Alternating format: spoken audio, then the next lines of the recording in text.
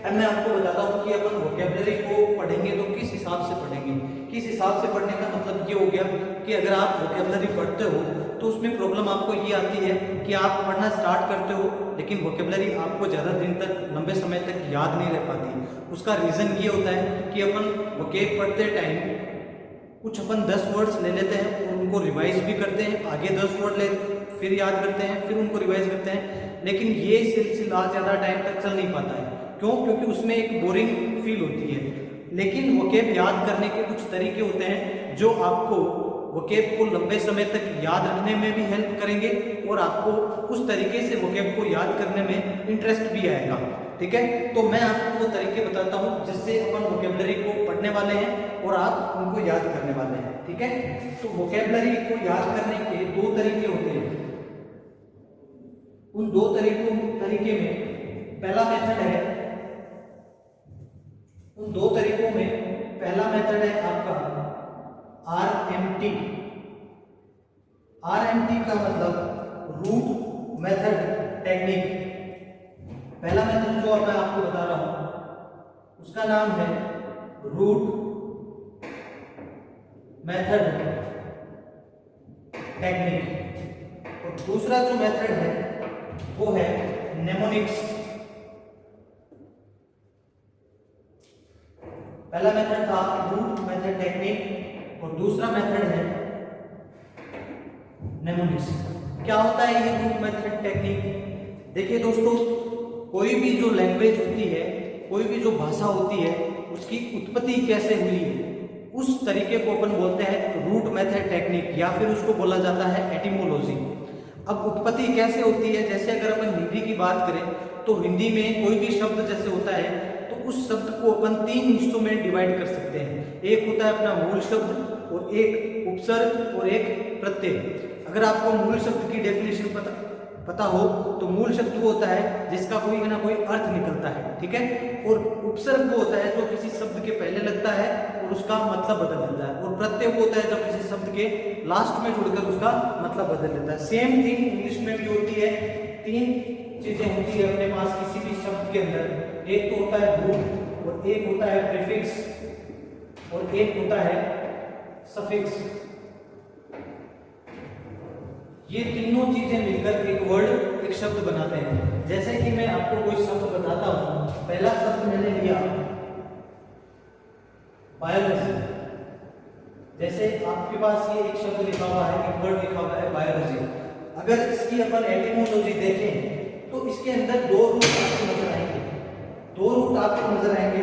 पहला रूट है bio. Bio का मतलब होता है लाइफ से। बायो का मतलब निकलेगा लाइफ से और लॉजी का मतलब निकलेगा टू स्टडी। ठीक है, तो बायोलॉजी वर्ड का मतलब एटिमोलॉजी के हिसाब से आपने कैसे निकाला? To study about life. ठीक है, टू स्टडी अबाउट लाइफ, उसको अपन क्या बोलते हैं? बायोलॉजी। ठीक है, यानी कि शारीरिक विज्ञान या फिर जिंदगी में लाइफ यानी कि आपके जीवन चलने में जो चीजें आपके शरीर की काम आ रही हैं, लीवर हो गया, किडनी हो गई, आंखें हो गई, इन सब के बारे में जो स्टडी होती है उसको अपन बोलते हैं क्या? बायोलॉजी। तो ये तरीका कैसे काम आता है अपने को वर्ड्स याद करने में, ये आपको आगे पता चलेगा। जैसे मैं कुछ और शब्द लिखता हूँ, देखिए बायोलॉजी अपन ने यहाँ पे सीख लिया। दूसरा शब्द अगर मैं लिखूं बायोग्राफी। ठीक है, बायोग्राफी। तो बायोग्राफी पहला वर्ड, ये जो पहला रूट है इसके अंदर जो यहाँ पर प्रीफिक्स के रूप में यूज हुआ, बायो का मतलब मैंने आपको किससे बताया? लाइफ से। और दूसरा रूट इसमें जो लगा हुआ है as a suffix graphy. Graphy का मतलब क्या होता है? To right. ग्राफी का मतलब होता है किससे? टू राइट से। ठीक है, तो बायो का मतलब राइट, बायो का मतलब लाइफ और ग्राफी का मतलब टू राइट, यानी कि to write about life. To write about life. अब देखिए, टू राइट अबाउट लाइफ का मतलब क्या हो गया? जीवनी, है ना? किसी की लाइफ के बारे में लिखना, उसको आप क्या बोलते हो? जीवनी बोलते हो। ठीक है, तो बायोग्राफी का मतलब आपको पता चलेगा। अब देखिए और अपन अगर वर्ड देखें, बायोग्राफी का मतलब तो हो गया जीवनी, लेकिन अगर मैं लिखूं ऑटोबायोग्राफी, ऑटोबायोग्राफी, फिर से यहां पर इसको डाइसेक्ट करते हैं हम। तो इसमें आपको 3 तरीके के वर्ड मिल रहे हैं, ठीक है। एक ऑटो है, दूसरा बायो और तीसरा ग्राफी। ऑटो का मतलब होता है सेल्फ से, जैसे आपने सुना होगा ऑटो स्टार्ट, है ना। तो ऑटो का मतलब हो गया सेल्फ से, दूसरा बायो का मतलब हो गया लाइफ से, और ग्राफी का मतलब हो गया टू राइट से, ठीक है। तो to write about self life, है ना, खुद की लाइफ के बारे में लिखना, उसको अपन क्या बोलते हैं, ऑटोबायोग्राफी यानी कि आत्मकथा, ठीक है। तो ये जो तरीका होता है वो होता है रूट मेथड टेक्निक, ठीक है। इसको अपन क्या बोलेंगे, रूट मेथड टेक्निक। इस तरह के अपन कम से कम 250 से 300 रूट सीखने वाले हैं। रूट का मतलब हो गया, जैसे एक पर्टिकुलर रूट हो गया ग्राफी, एक हो गया लॉजी, ठीक है। जैसे ए और एन किसी वर्ड में लगा हुआ हो, ए और एन किसी वर्ड में लगा हुआ हो, तो उसका मतलब होता है नॉट या विदाउट से, ठीक है।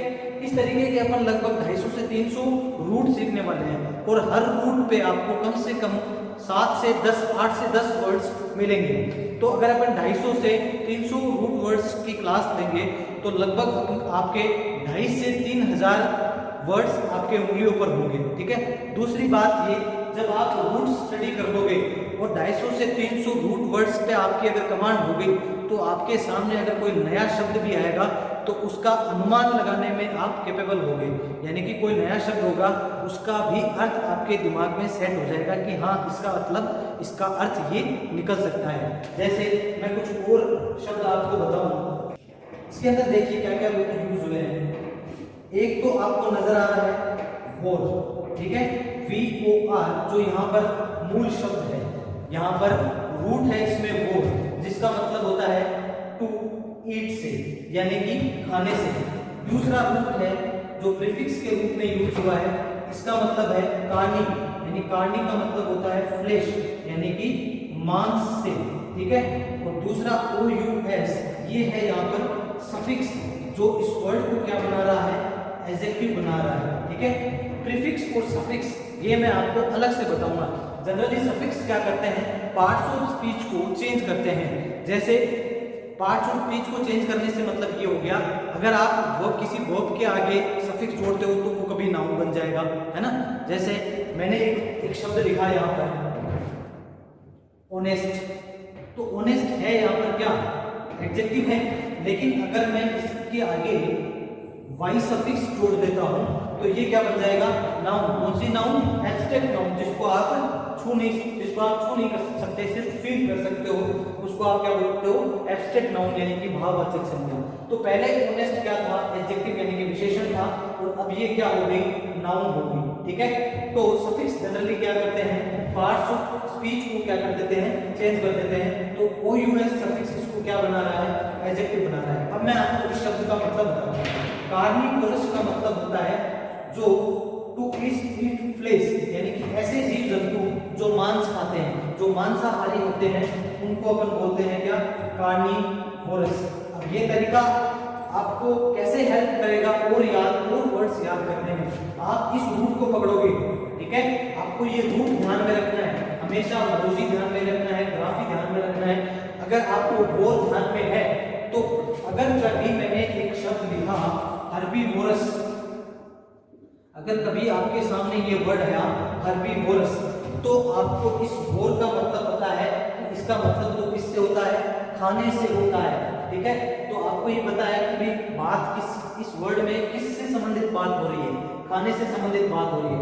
तो ये वैसे जीव जंतु होते हैं जो हर्ब्स खाते हैं, यानी कि हर्ब्स यानी कि प्लांट्स जो शाकाहारी होते हैं, उनको अपन क्या बोलते हैं, हर्बीवोरस, ठीक है। हर्बीवोरस को क्या बोला जाता है, शाकाहारी बोला जाता है। जहां भी आपको हर्ब नजर आ जाए उसका मतलब किससे होगा, प्लांट्स से होगा, ठीक है। कार्निवोरस हो गया, हर्बीवोरस हो गया, ठीक है। कुछ रूट मैं आपको और बताता हूं।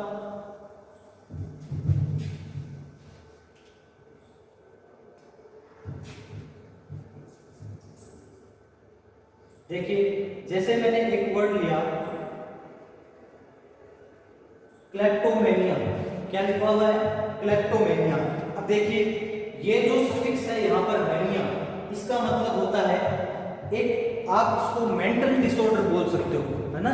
मेंटल डिसऑर्डर, किस तरह का मेंटल डिसऑर्डर, जब कोई आदमी या फिर कोई व्यक्ति किसी भी चीज से पागलपन की हद तक प्यार करता है, यानी कि उसके दिमाग में एक सनक है किसी चीज को लेकर, ठीक है, वो कोई भी काम हो सकता है, तो इसको आप क्या बोल सकते हो?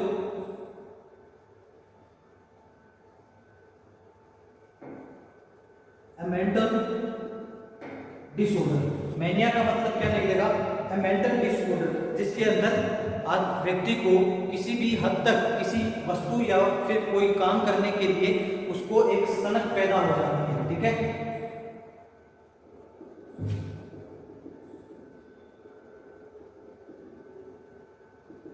अब देखिए दूसरा रूट आपको यहां पर नजर आ रहा है क्या? क्लेप्टो।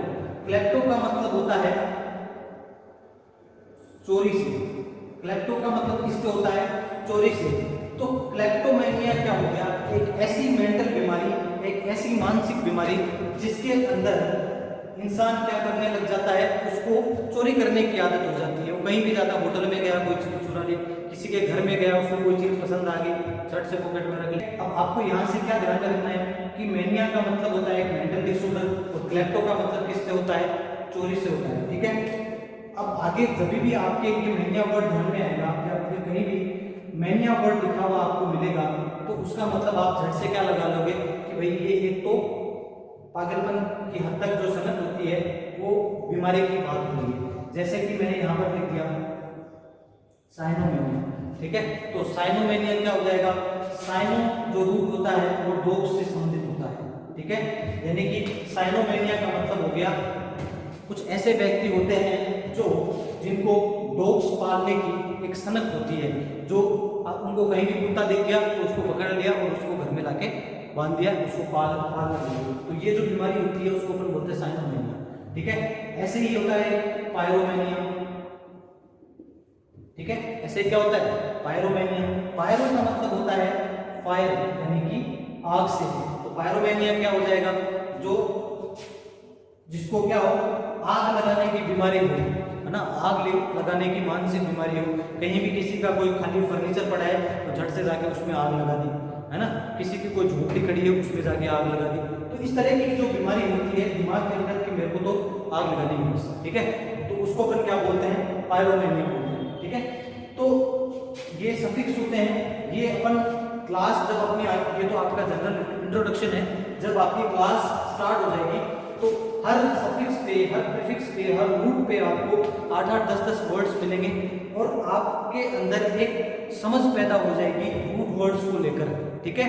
तो ये एक तरीका होता है वोकैबुलरी को याद करने का। कुछ वर्ड्स मैं आपको और बता देता हूं, जैसे अगर आप इनको नोट करना चाह रहे हो तो कर सकते हो, ठीक है। वीडियो को पॉज करके आप इनको नोट कर सकते हो। देखिए कुछ वर्ड्स मैं आपको और बता दे रहा हूं, जैसे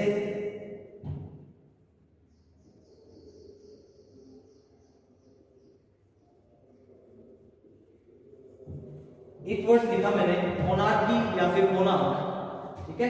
मोनार्की का मतलब क्या होता है? देखिए इसमें जो रूट है उस रूट का नाम है ARCH।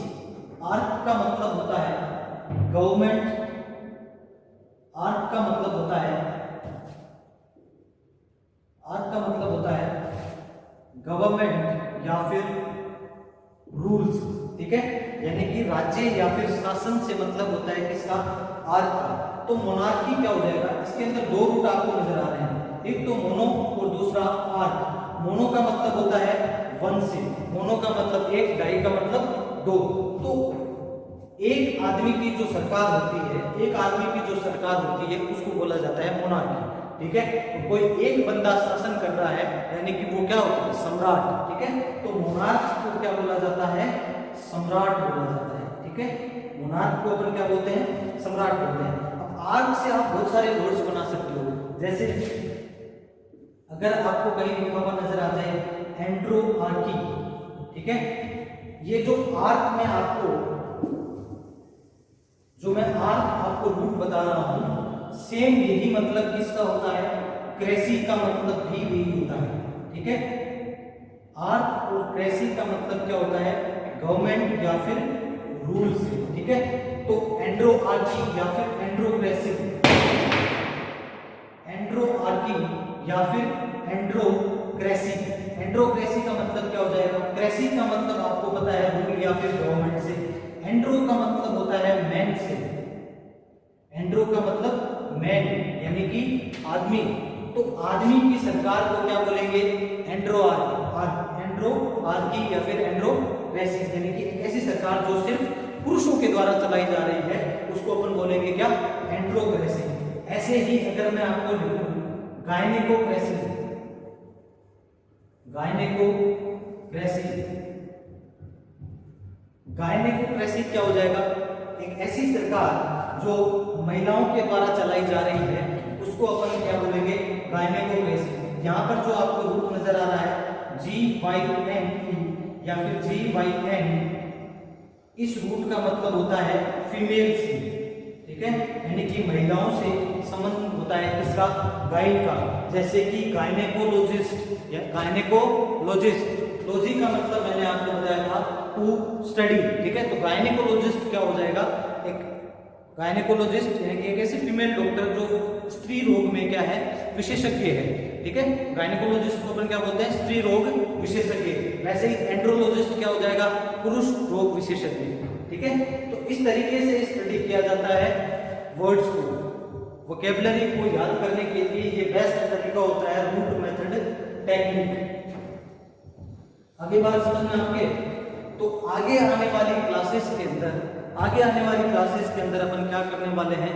इस तरह से अपन ए से स्टार्ट करेंगे। ए से स्टार्ट करने वाले हैं,